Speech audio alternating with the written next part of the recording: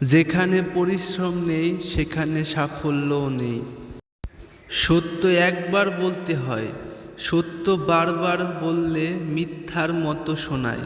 মিথ্যা বারবার বলতে হয়, মিথ্যা বারবার বললে সত্য বলে মনে হয়। যে নিজেকে অক্ষম ভাবে তাকে কেউ সাহায্য করতে পারে না। চিন্তা করো বেশি, বলো অল্প, এবং লেখো তার চেয়েও কম।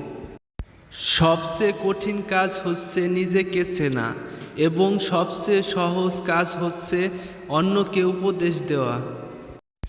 যে নিজেকে দমন করতে পারে না সে নিজের জন্যও বিপজ্জনক এবং অন্য সবার জন্য বিপজ্জনক।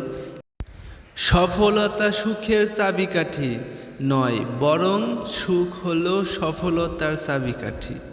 আপনার কাজকে যদি আপনি মনে প্রাণে ভালোবাসতে পারেন, অর্থাৎ যদি আপনি নিজের কাজ নিয়ে সুখী হন, তবে আপনি অবশ্যই সফল হবেন।